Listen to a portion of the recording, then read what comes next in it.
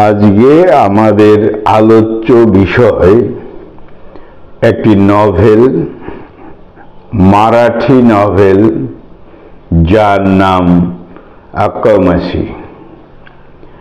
এই আক্কামাসি টাইটেলটি প্রকৃত উচ্চারণটা কি মারাঠি ভাষায় সেটা প্রয়াস করেও খুঁজে পাইনি,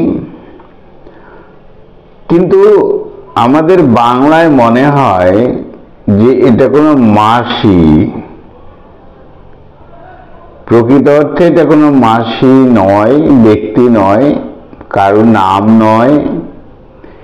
এই আক্কামাসি হলো দ্য আউটকাস্ট, অর্থাৎ আনটাচেবল, অর্থাৎ অস্পৃশ্য। এই আক্কামাসি যার মানে হলো অস্পৃশ্য, আনটাচেবল, অর্থাৎ যারা লোয়ার কাস্ট পিপল তাদেরকে ধরে নেওয়া হয় তারা আনটাচেবল, অস্পৃশ্য। এই অস্পৃশ্য ব্যাপারটাই হলো আক্কামাসি। এই নভেলটি লিখেছেন শরণ কুমার লিম্বলে। এই Sharan Kumar Limbale is an Indian writer. মূলত তিনি Marathi writer in Marathi literature. Sharan Kumar Limbale তার যে লেখা সেগুলো struggle of the Dalit community, Dalit কমিউনিটিদের নিয়েই বিশেষত লেখা। আর তিনি নিজেও একজন দলিত কমিউনিটির মানুষ ছিলেন। এই নভেলটি আক্কামাসি 1984-এ এটা তো ট্রান্সলেট করা হয় ইংলিশে, এবং ট্রান্সলেট করেন সন্তোষ বোমকার। তখন এর টাইটেল হয় দি আউটকাস্ট। দ্য আউটকাস্ট অর্থাৎ আক্কামাসি, অর্থাৎ অস্পৃশ্য, অর্থাৎ আনটাচেবল। এই আউটকাস্ট ইংরেজি ভার্সনে নভেলটি পাবলিশ করা হয় 2003-তে।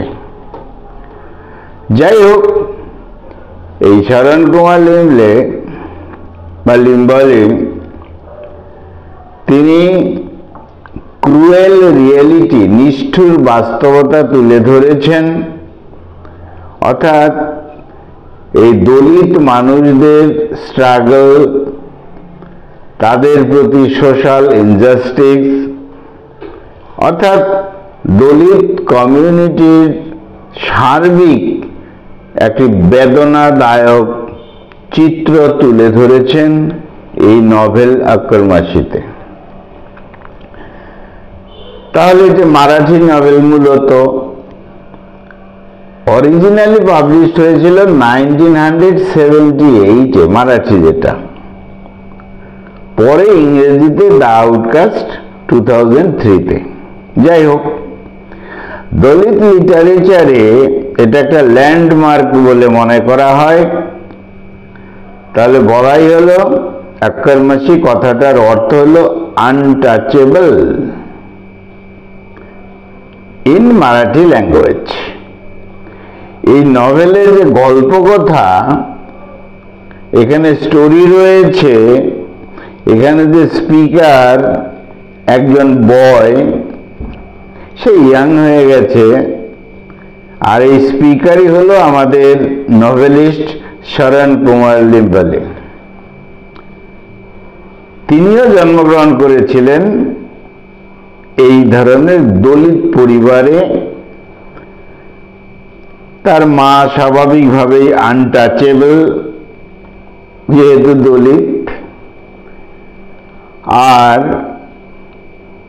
আপার কাস্টের বাবা, এটা প্রাথমিক কথা। যাই হোক, এই নভেলটি, the novel is autobiographical in nature, আত্মজীবনীমূলক নভেল এটি। আর এখানে ইট ড্রজ অন লিম্বালেজ লাইফ।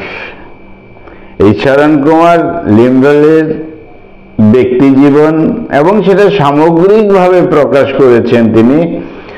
ব্যক্তি জীবনের যন্ত্রণা যেমন রয়েছে, দলিত মানুষদের যন্ত্রণাও এই নভেলের মধ্যে রয়েছে।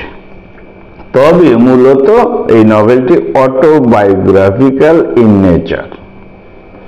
এখানে বিশেষ ক্যারেক্টার এই লিম্বালের, অর্থাৎ শরণ কুমার লিম্বালের যে ঠাকুমা, তিনি হলেন শান্তামাই। তিনি দলিত ঘরানার শান্তামাই, কিন্তু তার ঠাকুরদা ছিলেন, যাকে দাদা বলা হয়, তিনি ছিলেন মুসলিম। এই পুরনো কথা আমাদের নভেলের। এই শান্তামাইয়ের যে মেয়ে মাসামাই, এই মাসামাই হলো কিন্তু এই আমাদের যে স্পিকার লিম্বালে, নভেলিস্ট, তার মা। অর্থাৎ মাসামাইয়ের সন্তান হলো লিম্বালে, যিনি লিখেছেন এই নভেল। এখানে এই মাসামাইয়ের পুরনো যে হাজবেন্ড ছিল, তার নাম ইথাল কামলে। ঘটনা আছে, আমরা কথায় পেয়ে যাব। কিন্তু ইথাল কামলেকে বাবা হিসাবে চিন্তা করলে কিন্তু হবে না এই লিম্বালে আমাদের নভেলিস্টের। ইথাল কামলের থেকে মাসামাই চলে আসেন, বা চলে আসতে বাধ্য হন। দলিত কমিউনিটির মধ্যে এরকম বিষয় রয়েছে, গল্প কথায় পাবো।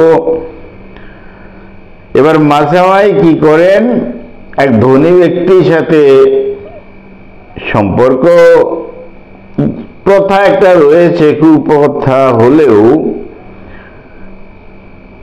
সেখানেই ঘর সংসার করেন।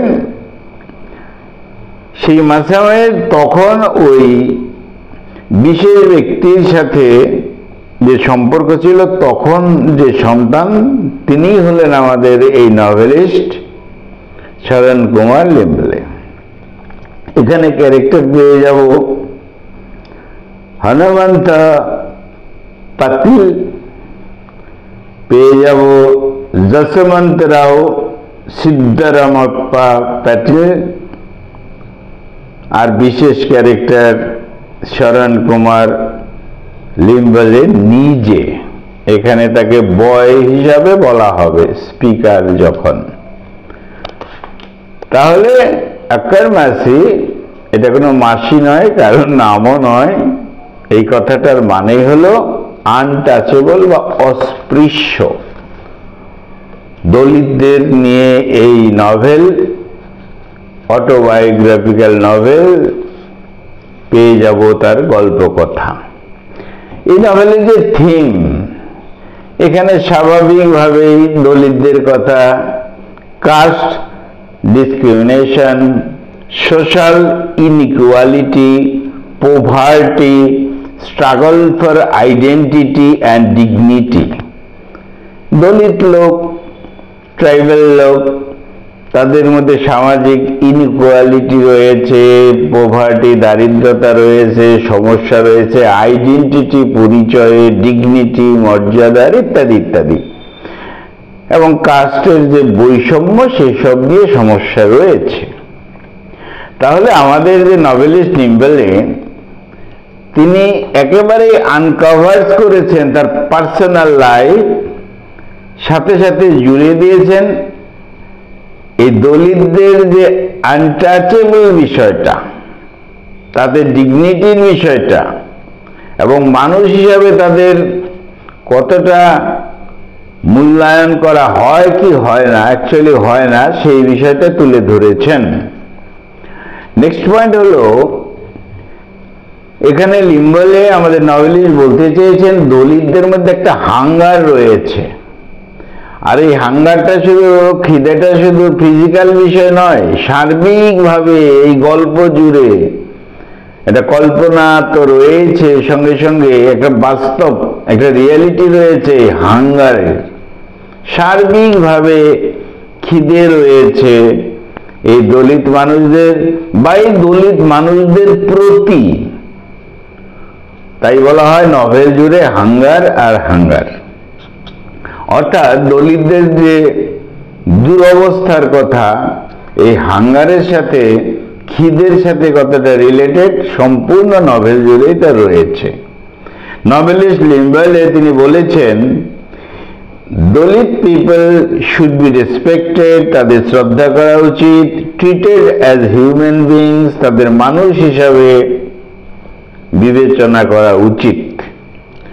নভেলের শেষ দিকে এই কথাটা বলেছেন। যাই হোক, নেক্সট পয়েন্ট, দলিত লিটারেচারে মধ্যে ক্রিয়েটিভ লিটারেরি ব্যাপার রয়েছে, আর এই দলিত লিটারেচারের মধ্যেই পড়ে আমাদের আজকের এই নভেল। এখানে এটাকে একটা সোশ্যাল অ্যান্ড হিউম্যান ডকুমেন্ট হিসাবে ধরা হয়। সোশ্যালি, ইকোনমিক্যালি দলিতরা যে বঞ্চিত ফ্রম হান্ড্রেডস অফ ইয়ার্স, শত শত বছরের আগে থেকেই যে তারা বঞ্চিত, তার চিত্রকথা এখানে রয়েছে। নেক্সট পয়েন্ট হলো দলিতদের একটা ভয়েস, তাদের আইডেন্টিটি এখানে আমরা পেয়ে যাব, এবং দলিত কমিউনিটির যে যন্ত্রণা সেটা আমরা পেয়ে যাব। এখানে যে কাস্টের বৈষম্য, এটাই হলো মূল কথা। আর এটা লিম্বলের যে অটোবায়োগ্রাফি, এটা তার নিজের জীবন দিয়ে তিনি সার্বিক কথা তুলে ধরেছেন। অর্থাৎ এই দলিত সম্প্রদায়ের মধ্যে একটা কনস্ট্যান্ট ব্যাটল, একটা যুদ্ধ, জীবন যুদ্ধ লেগেই থাকে, সেটা বলা হয়েছে। আর এই জীবন যুদ্ধের সাথে হাঙ্গার কথাটা, খিদে কথাটা জড়িয়ে আছে। নভেলিস্ট প্রথমেই বলেছেন হু আর উই, আমরা কে, কি আমাদের identity, what position we do have in society. এই সমাজে একজন দলিত হিসাবে অর্থাৎ রাইটার নিজের পজিশনটা কোথায়, how much are we related to the others, অন্য সমাজে অন্যের সাথে আমাদের কি সম্পর্ক আছে, আমরা তো ডেজার্টেড, আমরা তো আলাদা যেন। এইভাবে তিনি প্রথম বলেছেন। অর্থাৎ এটা আইডেন্টিটি ক্রাইসিস, আর এটাই হলো টাইটেলের মধ্যে, অক্ষর মাসির মধ্যে রয়েছে। এখানে নভেলিস্ট লিম্বালের যে মাদার, তিনি হলেন মাসামাই। তিনি ছিলেন এই দলিত কমিউনিটির, মাহার কমিউনিটির, দলিতদের মধ্যেও কমিউনিটি, মাহার কমিউনিটির। যাই হোক, এখানে পাতিল বলে যাকে চিফ বলা হয় গ্রামের, তার বিষয় রয়েছে। হনুমন্ত লিম্বলে তার কথা রয়েছে, তারা হলো মারাঠা কমিউনিটির। যাই হোক, শরণ কুমারের অর্থাৎ আমাদের নভেলিস্ট, তার যে জন্ম, birth is a same, eventually ঘটনাক্রমে তার জন্মটাই হলো লজ্জার বিষয় তিনি বলেছেন। অর্থাৎ তার মা হলো দলিত, আর তার বাবা একটা উচ্চ বংশীয়, বাবা বলা যাবে না, তার জন্মদাতা বলা যেতে পারে। তার বাবা আগেই ছিল, সে আলাদা হয়ে গেছে। যাই হোক, গল্প কথায় পাবো। তথাকথিত যে তার বাবা অর্থাৎ জন্মদাতা ধনী ব্যক্তি, হি ওয়াজ নট মাহার বাই কাস্ট, সে কিন্তু এই দলিত নয় বলাই হলো। আর এই মাহার পিপলরা তারা হলো হাফ কাস্টের, অনেক লোকই পাওয়া যায় হাফ কাস্ট। হাফ কাস্ট ব্যাপারটা কি, মা স্বাভাবিকভাবে এই দলিত ঘরানার কিন্তু বাবা যে কে, অর্থাৎ জন্মদাতা যে কে, বোঝা মুশকিল। এইভাবে যাদের জন্ম তাদের বলা হয় হাফ কাস্ট। তাহলে আমাদের নভেলিস্ট লিম্বলে তিনি ছিলেন হাফ কাস্ট। যাই হোক, আর সেই জন্যই হাফ কাস্ট বলেই তিনি আনটাচেবলের মধ্যে পড়েছেন, আউটসাইডার এর মধ্যে পড়েছেন। বলা হয়েছে, আমাদের নভেলিস্ট বলেছেন, তার জন্ম বা তার জীবনটা হলো কার্স, অভিশাপ, বড় অভিশাপ। To be a Dalit is a curse. Dalit হওয়াটাই একটা অভিশাপ। আর তাছাড়া তিনি হলো তো ইলিজিমেট সন্তান, বাবাকে মা এই দলিত ইত্যাদি ইত্যাদি। অর্থাৎ তার জীবনটা, তিনি বলেছেন যে আমার জীবনে ডাবল কার্স রয়েছে, অভিশাপ, দুটো অভিশাপ। এক হলো আমি দলিত, 2 নম্বর হলো আমার বাবা মা যে বিষয়টা, আমার জন্মের বিষয়টা যেন ইলিগাল। যাই হোক, তাই তিনি হাফ কাস্ট আমাদের লিম্বলে, এবং তাকে এমনভাবে সমাজে চলতে হয়েছে। একদিকে দলিত, তিনি বলেছেন যে I am considered much less than a human being. আমাকে এমনভাবে বিবেচনা করা হয়েছে শৈশবকাল থেকে, আমি যেন মানুষ নই। কার কথা? আমাদের নভেলিস্টের কথা। যাই হোক, নর্মালি তো আইডেন্টিফাইড হয় বাবার নামে বা কাস্টের নামে বা রিলিজিয়ানের নামে, তার টাইটেলটা হয়। কিন্তু আমাদের যে লেখক শরণ কুমার, তার তো problem, he had inherited none of this, তার কিছুই নেই।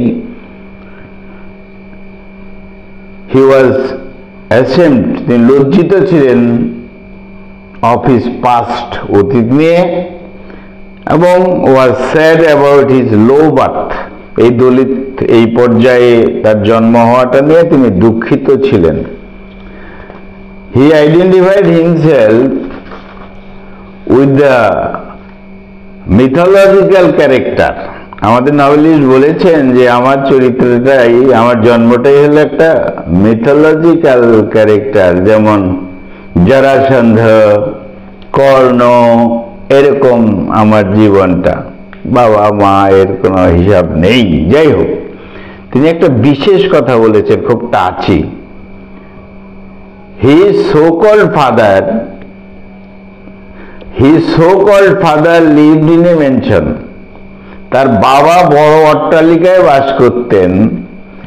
মাদার ইন এ হাট, মা কুড়ে ঘরে বাস করতেন। And he is on street, তিনি বা তার জন্য হলো রাস্তা। কি সাংঘাতিক কথা! তার বাবা বিশেষ এক ব্যক্তি, ধনী ব্যক্তি, তার মা থাকেন কুড়ে ঘরে, আর সে থাকে রাস্তায়। এই দিয়ে বোঝা যায় গল্পের মধ্যে কি আছে, আর এর আইডেন্টিটিটাই বা কি লেখকের, নভেলিস্টের। যাই হোক, his father always try to avoid him, বাবা তাকে সবসময় অ্যাভয়েড করতো। সো কল জন্মদাতা, বাবা বলবো না, জন্মদাতা। This made Limbale to call his autobiography, সেই জন্য এইসব বিষয় লিখছেন, তাই এটা অটোবায়োগ্রাফিক্যাল নভেল হয়ে গেছে। তিনি নিজেকে ফাদারলেস বিং বলেছেন, নিজেই বলেছেন আমার বাবা নেই, আমি একজন বাবাহীন, পিতাহীন মানুষ আমি, এমনভাবেই বলেছেন। যাই হোক, নেক্সট পয়েন্ট, তিনি তার ডেস্টিনি পরাজয় মনে করেছেন, তার এই বিষয়টাই, এবং বলছেন তার জন্মটা সিন অফ হিজ প্যারেন্টস, বাবা মায়ের পাপের থেকে আমার জন্ম, এমন কথা তিনি নিজেই লিখেছেন। And of not having the pure blood, আমার শরীরে পিওর ব্লাড নেই। বোঝা যায় কি বিষয়, কারণ বংশ পরম্পরায় একটা ব্যাপার ছিল। তার যে দাদা, গ্র্যান্ডফাদার, তিনি ছিলেন মুসলিম, গ্র্যান্ডমাদার ছিলেন দলিত কমিউনিটির মহর কমিউনিটির। তাই রিয়েল আইডেন্টিটি বড় তার মুশকিল। একদিকে মা আর ওই দিকে এক ধনী এক ব্যক্তি, জন্মদাতা। যাই হোক,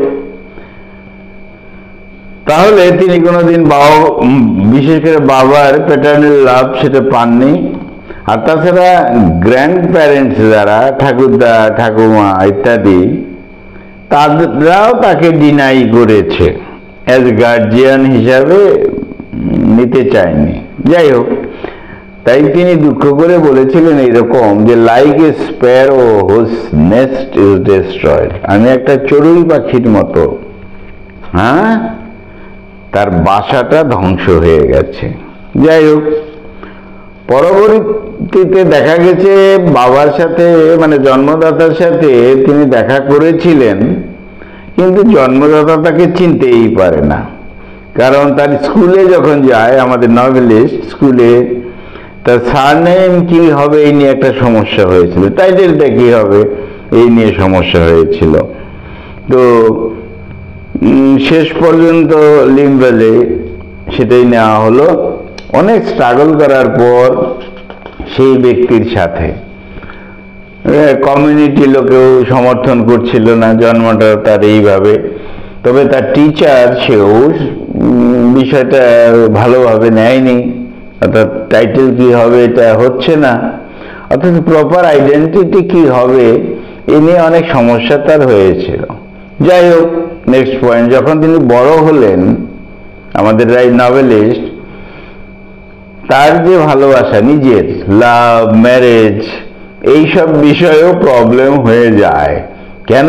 due to his mixed origin, সে তো মিক্সড অরিজিনের, সেই জন্য তখন একটা সলিউশনের প্রয়াস করা হয়েছিল, কিন্তু কোনোভাবেই হচ্ছিল না। তিনি ভাবছিলেন এডুকেশন, শিক্ষা যদি আমি গ্রহণ করি তাহলে শিক্ষার দ্বারা সবকিছু, আমার যে দুর্নাম রয়েছে, একদিকে দলিত, একদিকে বাবা মার ইত্যাদি সমস্যা, অতএব আমার এডুকেশন চাই, আমাকে পড়াশোনা করতে হবে, তাহলে সব মুছে যাবে। কিন্তু দেখা গেল সেই ক্রাইসিসটা ডিফারেন্ট লেভেলেই রয়েছে।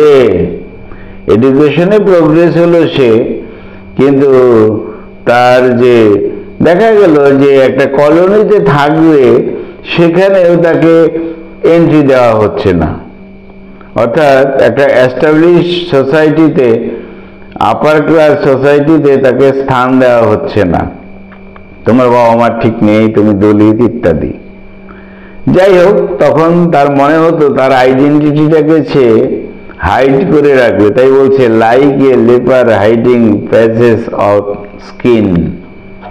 লেপার যেমন তার স্কিনের যে দাগগুলোকে, ডোরা কাটা দাগকে মেটাতে চায়, আমিও মনেও এরকম এসেছিল যে আমার আইডেন্টিটিটাকে।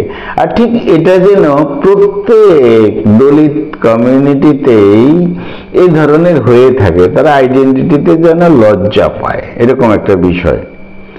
যাই হোক, দলিতদের জন্য যে হাঙ্গারের কথাটা বলা হয়েছিল, এটা শুধু ফিজিক্যাল হাঙ্গার, ফিজিক্যাল নিড নয়, এটা হলো স্ট্রাগল ফর সার্ভাইভাল, বেঁচে থাকার একটা খিদেও তাদের মধ্যে থাকে, সমাজে মানুষ হিসাবে বেঁচে থাকার এরকম একটা বিষয় রয়েছে। তাদের পোভার্টিটা একেবারে লিমিটলেস পেইন, যন্ত্রণা দেয়। দারিদ্রতা তো তাদের রয়েছে দলিতদের, অর্থাৎ যে কথা আমি নভেলিস্ট সম্পর্কে বলবো সেই কথাটাই দলিতদের। নভেলিস্টের এরকম ছিল লিমিটলেস পেইন, আবার ঠিক দলিত মানুষদের এরকম লিমিটলেস অসীম যন্ত্রণাটা রয়েছে। They spend their lives in utter poverty, চরম আর্থিক দুরবস্থার মধ্যে এই দলিতরা এবং তিনি বাস করেছেন, বড় হয়েছেন। কারণ দলিতদের have to do job like sweeping এর কাজ করতে হয়, ক্লিনিং এর, লেট্রিন ক্লিনিং পরিষ্কার করতে হয়। অতএব তাদেরকে আনটাচেবল হিসাবে সমাজ মেনে নেয়। আর নভেলিস্টের জীবনেও তাই এমন হয়েছিল যে চিলড্রেনরা যারা তাদেরও তো স্ট্রাগল রয়েছে।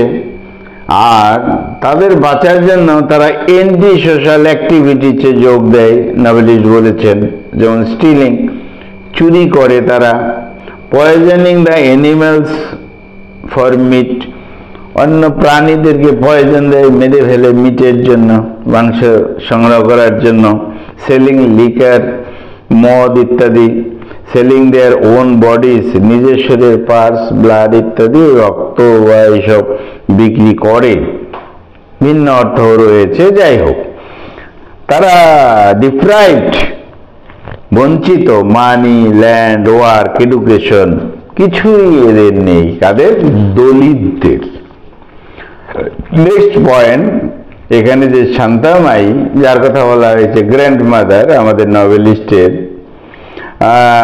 তার জীবনটা ওরকমই ছিল। এখানে একটা বিষয় রয়েছে, তিনি পয়েন্ট করে বলছেন যে এমন হতো, বাখরি সংগ্রহ করতে হতো। বাখরি কি? বাখরি ব্যাপারটা এক ধরনের শস্য, তো অবশ্যই গ্রেইন টেকেন ফ্রম কাউডাং, গোবরের থেকে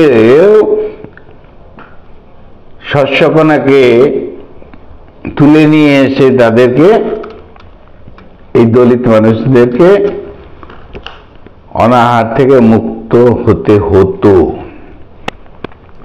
আর এই জিনিসটা আমাদের নভেলিস্টের যথেষ্ট যথেষ্ট আঘাত করেছে। এইভাবে তিনি হাঙ্গারের যে চিত্রটা, খিদের যে চিত্রটা তিনি দেখেছেন, এবং তিনি বলছেন he is always half fed stomach, full খাবার তিনি খেতেই পারতেন না, ক্ষমতাই ছিল না। তাই তিনি বলছেন দুঃখ করে, গ্রেভিয়ার্ড ডেড শ্যালোজ দ্য ডেড, যে কবরস্থান যেন আহ্বান করত, আমরা ওইভাবেই জীবমৃত অবস্থায় ছিলাম। এরকম the life of Dalit was directed by hunger, হাঙ্গারের দ্বারাই চলতো। ফ্রম চাইল্ডহুড থেকেই খিদে খিদে, এটা তাদের কমন ব্যাপার। ইকোনমিক আইডেন্টিটি তাদের নেই, এটা একটা মেজর থ্রেট বলা হয়েছে। নেক্সট পয়েন্ট, রিলিজিয়াস আইডেন্টিটিতেও প্রবলেম রয়েছে। এটা একটা গুরুত্বপূর্ণ বিষয়। এই ধর্ম নিয়ে একটা কনফ্লিক্ট তাদের মধ্যে রয়েছে। সেটা কি বিষয়? ট্রেডিশনাল যে কাস্টমস, সুপারস্টিশনে ভরা, কুসংস্কারে ভরা। এই জন্য তিনি বলেছেন, আমাদের লিমলে বলেছেন, if you cut out his religion a man is still a man. If you cut out his religion, আমাদের দলিতদের যে ধর্ম, সেটাকে যদি কেটে বিশ্লেষণ করে দেখা যায় a man is still a man, তাহলে কি একজন মানুষ মানুষ হিসাবে বিবেচিত হবে? ধর্মকে তিনি, কুসংস্কারকে তিনি আঘাত করেছেন, ধর্মের কুসংস্কার। Why is man imprisoned by conventions, এই ধর্মের দ্বারা, দলিতদের ধর্মের দ্বারা, কুসংস্কারের দ্বারা আমরা বন্দী হয়ে থাকবো কেন? এমন একটা কথা তিনি বলেছেন। এবার হিন্দু রিলিজিয়নের কথা বলেছেন। দলিতদের বিশ্বাস করে না, আউটসাইডার মনে করে, টেম্পল, মন্দিরে যেতে দেয় না, তাদের রিচুয়াল, রিলিজিয়াস রিচুয়াল, ধর্মীয় যে পূজা পার্বণ, তার মধ্যে হিন্দুরা, উচ্চ বর্গের যারা হিন্দু, তারা তাদেরকে, দলিতদের আনটাচেবল করে রাখে, এই কথা তিনি বলেছেন। অর্থাৎ সোশ্যাল আইডেন্টিটি তাদের নাই। তাই লেখক বলছেন, হু আর আওয়ার ওন পিপল, আমাদের নিজেদের কে? হিন্দুরাও তো নয়। অ্যাকর্ডিং টু লিম্বলে তিনি বলছেন, দ্য কাস্ট অফ হিন্দু, এরা কি করে? তাদের লাইফ, ড্রেস, ম্যারেজ ইত্যাদি তারা তাদের নিয়ম করে নেয়। কিন্তু আমাদের Dalit are not into the main stream of society, আমরা সমাজের মেইন স্ট্রিমে, মূল স্রোতে নেই। ট্রেডিশনাল ভাবে আমরা যেন এখনো সামাজিক মানুষ, এই কথাটা কেউ মেনেই নিতে যায় না। কারণ হলো লো কাস্ট আমাদের, এবং লোয়ার কাস্টের মানুষ আমরা, দলিত আমরা, সেই জন্যই আমাদের সেলফ আইডেন্টিটি নেই, নভেলিস্ট বলেছেন। তিনি বলেছেন একটা উদাহরণ দিয়ে, স্কুলে কি হয়েছে, স্কুলের যে এন্ট্রান্স প্রবেশদ্বার, সেখানে দলিত বলে তাকে বসতে হতো। কোথায়? অ্যালং উইথ আদার চপ্পল যেখানে থাকতো, জুতো থাকতো, সেখানে এই দলিত বলে তাকে বসতে হতো। তাহলে হাই কাস্টের যে চিলড্রেন গুলো তারা টিচ করতো কখনো থ্রো স্টোনস, পাথর ছুঁড়ে মারতো। এই হলো সিচুয়েশন, প্যাথেটিক সিচুয়েশন। তারা কি করতো? They are force to kill and eat animals. অনেক সময় দলিতদের কি হতো, দলিত কমিউনিটি তারা কি করতো? অ্যানিমেলকে মারতো, সেটা বিভিন্নভাবে কাঁচা ইত্যাদি খেতে হতো। কালেক্ট ফুড বাই বেগিং, ভিক্ষা করেও পয়সা বা খাবার সংগ্রহ করতে হতো। এই সমস্ত বিষয় তিনি বলেছেন। আর চুরি করা, লিকারের যে ইত্যাদি, এইসব তো বলাই হলো। যাই হোক, অনেক সময় ধনী এবং যারা উচ্চবর্গের হিন্দুরা তারা কি করতো? তাদেরকে জল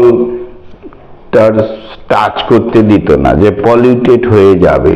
তাই দুঃখ করে লেখক বলেছেন যে আমরা কেমন মানুষ হলাম যে আমরা যদি জল স্পর্শ করি তাহলে কি হয়?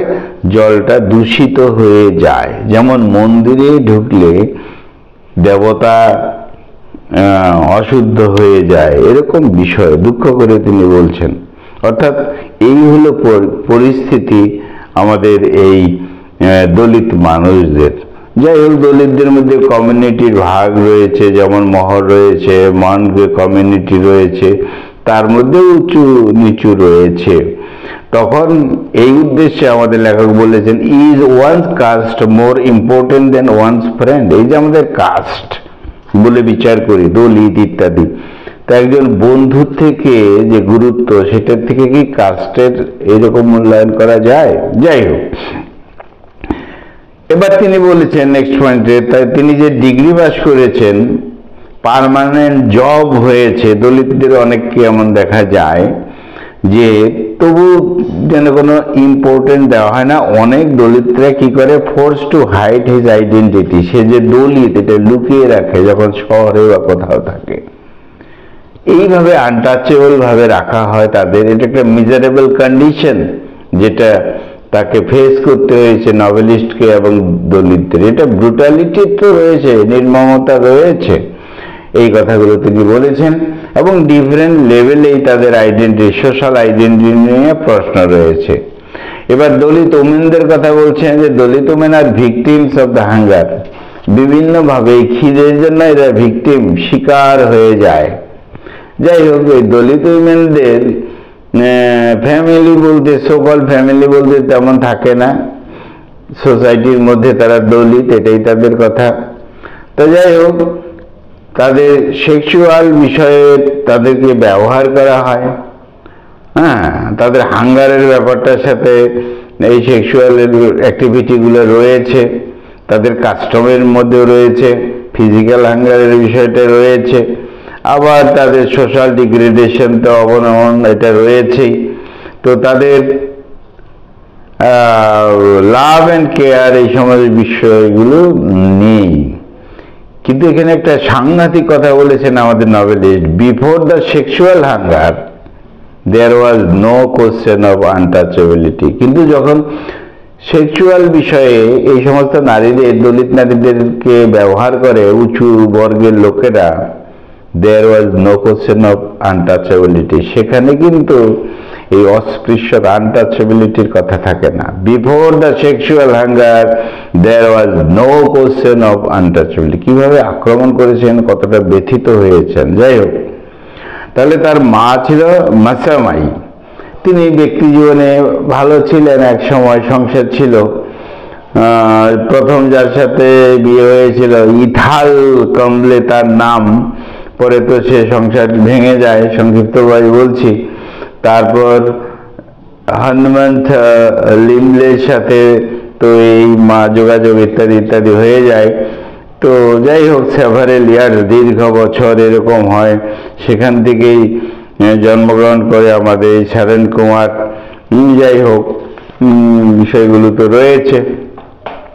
তো যাই হোক, তো তাদের বিয়ের ব্যাপারটা ইললিগাল টেম্পোরারি ম্যারেজ এরকম হয়, এরকম ব্যবস্থা রয়েছে। নারীরা হলো শিকার, the prey of this trap, এবং অ্যাজ এ প্রস্টিটিউটের মতন হলো তাদের কাজ করতে হয়। তাই বলা হয়েছে, লিমলে এখানে পয়েন্ট আউট করেছেন, a man can eat spit as many times as he lies. উচ্চবর্গের লোক তারা এসে দলিত মহিলাদের থুতু পর্যন্ত খুব আদরে এক সময় গ্রহণ করে, but the same was not possible for a woman. কিন্তু একজন মহিলার পক্ষে সেটা সম্ভব নয়। কি সাংঘাতিকভাবে কথা বলছেন তিনি। যাই হোক, এখানে তো আরো যে ক্যারেক্টারগুলো রয়েছে তাদের বিভিন্ন বিভিন্ন বিষয় রয়েছে। যেমন এখানে বলা হয়েছে যে পাতিল, তার কথা মাসামাই লাইভে তারও একটা বিষয় ছিল। সিদ্ধারামাপ্পা, যশোমান সিদ্ধারামাপ্পা, তারও একটা বিষয় ছিল, কারণ এই লেখকের মা ছিল যথেষ্ট বিউটিফুল, দলিত, তাই তার সাথে টাইরেনি অফ সেক্স এগুলো হয়। যাই হোক, তাহলে এইভাবে দলিত মনদের শিকার হিসাবে নিয়েছে কারা? প্রে টু দ্য আপার কাস্টের লোকেরা। এটা এই নারীদেরকে তো ড্রিঙ্ক করতে হয়। কেন? তাদের যে যন্ত্রণা মোছার জন্য এরকম একটা বিষয় রয়েছে। তাদের বহু বিয়ে করা বা সেইভাবে মেলামেশার অ্যাজ মেনি টাইমস এরকম নিয়ম কানুন খানিকটা রয়েছে। তো শান্তামায়ের জীবনে এরকম ঘটেছে। তার গ্র্যান্ড মাদার, তার মা মাসামাই, তার জীবনে এরকম ঘটেছে। তাহলে ম্যারেজ এখানে ভেঙে যায়, like a game of doll, পুতুলের মতন, পুতুল খেলার মতন ভেঙে যায় এই দলিতদের জীবনে এরকম। আর হাজবেন্ড, খুব সাংঘাতিক কথা, হাজবেন্ডদেরকে এই দলিত মেয়েরা অনেকেই মনে করেন হাজবেন্ডস অ্যাজ দেয়ার এনিমিজ, ওর্স্ট এনিমিজ, সব থেকে শত্রু হলো হাজবেন্ড, এরকম ব্যাপার হয়ে যায় তাদের। যাই হোক, রিলিজিয়াস ব্যাপারেও যেন একটা সাংঘাতিক বিষয় আছে। Religious colour was given to the ritual prostitution. ধর্ম, তার কুসংস্কার, সেটাও যেন তাদের ওই প্রস্টিটিউশনের ক্ষেত্রে এগিয়ে দেয়। তাই বলা হয়েছে religious colour was given to the ritual prostitution. সাংঘাতিক বিষয়। চাইল্ড ম্যারেজ রয়েছে এখানে, শিশুরা অল্প বয়সে আবার উইডো, বিধবাও হয়ে যায়। এই শিশুদের ড্রিম অফ এডুকেশন নেই, তাই এখানে বলা হয়েছে অর্থাৎ এখানে দলিত যে উইমেনরা সোল বিক্রি করে দেওয়া হয়, বা তারাও বিক্রি করে দেয় তাদের লাভ, তাদের ভালোবাসাকে ইত্যাদি ইত্যাদি দিতে বাধ্য হয় for the upper class last, উপরের ক্লাসে লোভের জন্য। যাই হোক, এইভাবেই রয়েছে বিভিন্ন কথা। তা আমরা এখানে পেয়েছি লিমভিলেজ, যে এখানে উইমেন ক্যারেক্টারের মধ্যে ইনক্লুডিং তার মা হলো মাসামাই, গ্র্যান্ড মাদার শান্তিমাই। যাই হোক, এই নভেলের মধ্যে ক্রুয়েল রিয়েলিটি আছে, দলিত পিপলের এই কথা তো বলাই হয়েছে। আচ্ছা, স্ট্রাগল রয়েছে এখানে, দলিতদের সেলফ অ্যাকসেপ্টেন্স এদের নাই, আইডেন্টিটি তো এই সমস্ত নেই। যাই হোক, খুব সাংঘাতিক কথাই বলেছেন আমাদের novelist. I asked my mother, আমি মাকে জিজ্ঞেস করেছিলাম, why I was not allowed to enter into the temple, কেন আমাকে মন্দিরে যেতে দেওয়া হয় না। শি সেড, তিনি বলেছিলেন, ইট ওয়াজ বিকজ উই আর আক্রমাসী, আমরা হলাম এই আক্রমাসী, আমরা অস্পৃশ্য, তাই। তাছাড়া তুমি হলো হাফ কাস্ট। যাই হোক, my mother is an untouchable while my father is one of the privileged class। ওই বলা হয়েছিল আমার মা আনটাচেবল আর বিশেষ ক্লাসের ছিল আমার বাবা, আমার জন্মদাতা। মাদার লিভস ইন এ হাট, মা কুড়িয়ে ঘরে থাকতো। ফাদার লিভস ইন মেনশন, অট্টালিকায় থাকতো। ফাদার ইজ ল্যান্ডলর্ড, লেখক তিনি বলছেন। আর I am an half caste, half caste আক্রামাসী।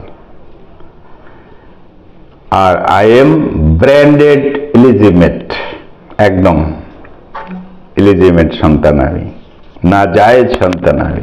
যাই হোক, তো একবার তিনি বলছেন আমাদের রাইটার যে আমি ফরিনারের মতো যেন থাকতাম, আমাদের লোকালিটি সেই দলিতরা তাই থাকতে হয় কি, আই ইউজড ক্লিন ক্লথ, আমি সবসময় পরিষ্কার জামা কাপড় পরতাম, বাট এভরিডে, প্রতিদিন স্নান করি, ওয়াশড মাই সেলফ ক্লিন, নিজেকে পরিষ্কার রাখি, ব্রাশ মাই টিথ, আমি দাঁত পরিষ্কার করি, কিন্তু then in what sense I was untouchable, কোন সেন্সে আমি অস্পৃশ্য, প্রশ্ন রেখেছেন।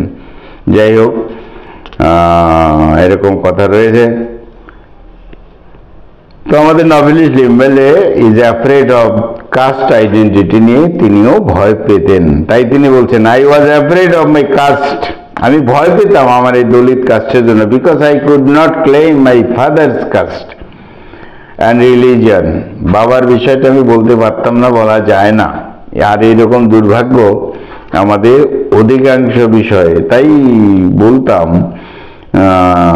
যে high caste blood ran in my body, আমার বডিতে তো উঁচু শ্রেণীর মানুষের রক্ত বইছে, যদিও মায়ের রক্ত রয়েছে, তো তাই বলছি could I drain this blood out of my body, তাহলে কি আমি কি করবো, আমি অস্পৃশ্য হয়ে গেছি, হ্যাঁ, তাহলে কি আমি আমার শরীর থেকে রক্ত বের করে দেব, ইত্যাদি ইত্যাদি কথাবার্তা। নেক্সট পয়েন্ট, কালচারাল সিগনিফিকেন্ট এখানে একটা রয়েছে, কাউজ নিয়ে কিছু কথা রয়েছে। হিন্দুরা কাউকে মা বলে মনে করে, কিন্তু এদের মধ্যে আবার কাউয়ের ব্যাপারটা কিন্তু একটু বিষয় আলাদা রয়েছে। কাউ যখন মরে যায় আর কি, তখন তাকে পচানোর কাজ করে, বা তাকে আবার পচানো কাউটাকে নিয়ে যায়, মৃত কাউকে এই দলিত লোককে নিতে হয়, এই জন্য একটু বিষয় রয়েছে। তাই লিম্বলে বলছেন দলিত উইমেনদের কথা তো বললেন, তাদের ইয়াং ছেলেদের কথা বললেন। যাই হোক, ইন অ্যাপ্রোমাচিতে Limbale calls for a revolution against the caste system and male dominated society, এখানে তিনি ইনডাইরেক্টলি আর ডাইরেক্টলি বলেছেন যেন একটা আন্দোলন তার লেখা ইত্যাদির মধ্যে বোঝা যায়, এবং মেল ডমিনেটেড সোসাইটি, দলিতদের যে অসহায় দুর্দশা ইত্যাদি, সেই বিরুদ্ধে তিনি বলেছেন I knew that no girl from a higher caste would ever look at me, এক সময় লিখেছেন তিনি যেন উঁচু ক্লাসের কোনো মেয়ে আমার দিকে তাকায় না, they would see the impurity in my blood, তারাও আমার রক্তের মধ্যে ইমপিউরিটি, অপবিত্র কিছু দেখতে পায়। অর্থাৎ কতটা সাংঘাতিক কথা তিনি বলেছেন। Even there family should never allow, তাদের ফ্যামিলি তো কখনো টু মেরি, বিয়ে করার ব্যবস্থা নেই আমার। আই ওয়াজ অ্যান আউটকাস্ট, কারণ আমি হলাম একজন এরকম অস্পৃশ্য। এইভাবেই শেষ পর্যন্ত আমাদের নভেলিস্ট লিম্বেলে ডেসক্রাইব করেছেন এডুকেশন ডিনাই করা যাবে না, লোয়ার কাস্টের ছেলে মেয়েদের এডুকেশনটাই, শিক্ষাটার দরকার রয়েছে, তাহলে হয়তো দলিতদের দুরবস্থা কিছুটা চলে যেতে পারে। যাই হোক বন্ধুরা, অনেক বড় কথা, অনেক বিষয় আমাদের আজকের আলোচনা ছিল নভেল অ্যাপ্রোমাচি, দ্য আউটকাস্ট, আনটাচেবল, অস্পৃশ্য, রিটেন বাই শরণ কুমার লেম্বলে, অটোবায়োগ্রাফিক্যাল নভেল। বন্ধুরা খুব ভালো থেকো, আমার চ্যানেলটা সাবস্ক্রাইব করো। Thank you, thank you, thank you, thank you.